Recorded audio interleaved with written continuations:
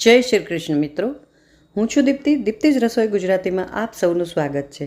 આ એકદમ fine pink vibrant colour તમે જે ડ્રિંક જોઈ રહ્યા છો ને એ છે ડ્રેગન ફ્રૂટ સ્મૂધી।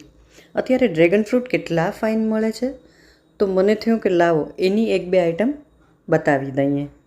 ડ્રેગન ફ્રૂટ બે કલરના આવે છે, વ્હાઇટ અને પિંક। મને પર્સનલી પિંક ગમે છે। કલર કેટલો સરસ લાગે, જોતાં જ પીવાનું મન થાય કે જોતાં જ ખાવાનું મન થાય। આ સ્મૂધી તમે બ્રેકફાસ્ટ, લંચ કે ડિનર ગમે ત્યારે લઈ શકો અને આ ઉપવાસ એકટાણા માટે પણ બહુ સરસ છે। એક ગ્લાસ તમે પી લો, કોઈ વસ્તુની કોઈ ફરાળની જરૂર જ ન પડે। મેં અહીંયા ડ્રેગન ફ્રૂટ, બનાના, દૂધ અને ડ્રાય ફ્રૂટ્સ આ બધાનો યુઝ કર્યો છે।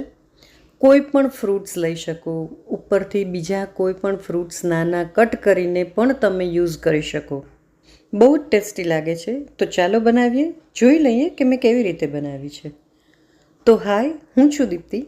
મેં અહીંયા એક બ્લેન્ડર જાર લઈ લીધો છે, એમાં ડ્રેગન ફ્રૂટને પીલ કરી અને કટ કરી લીધું છે એ હું ઉમેરીશ।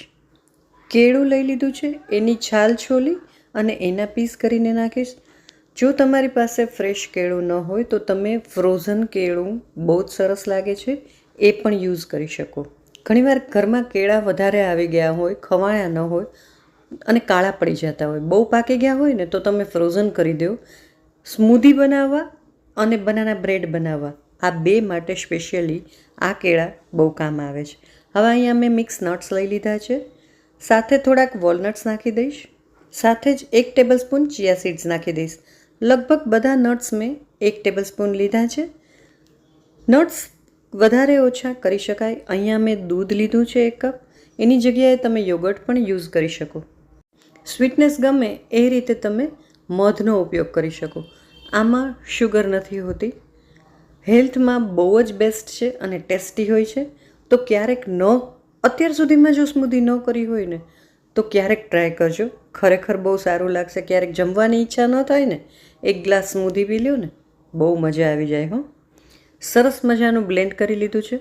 કલર તો જુઓ કેટલી મજા આવી જાય એવો છે।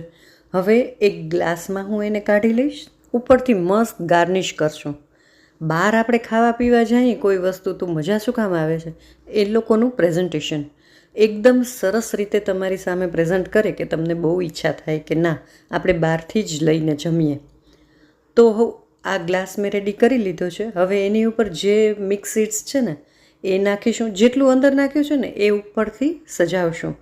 તો અહીંયા મેં સનફ્લાવર સીડ્સ અને પમ્પકિન સીડ્સ એ બે નાખી દીધા છે। હવે એક લાઈન છે ને ચિયા સીડ્સની કરશું અને છેલ્લે મારી પાસે એક મિક્સ નટ્સનું છે ને એક રેડી પેકેટ છે, એમાં બદામ, કાજુ, ટોપરાનું ખમણ, તલ એ બધું મિક્સ છે, તો એની એક લાઈન કરશું। બસ, તો અહીંયા આપણી સ્મૂધી રેડી થઈ ગઈ છે। જુઓ કેવી દેખાય છે ને, ટેમ્પટિંગ, જોતાં જ પીવાનું મન થઈ જાય એવી। તો શ્રાવણ મહિનાના એકટાણા કે ઉપવાસ કરો ને ત્યારે પણ આ પી લ્યો ને તો બહુ મસ્ત લાગશે। તો તમે ક્યારે ટ્રાય કરો છો? વિડીયો ગમે હોય ને તો પ્લીઝ લાઇક અને શેર જરૂર કરજો। Thank you so much.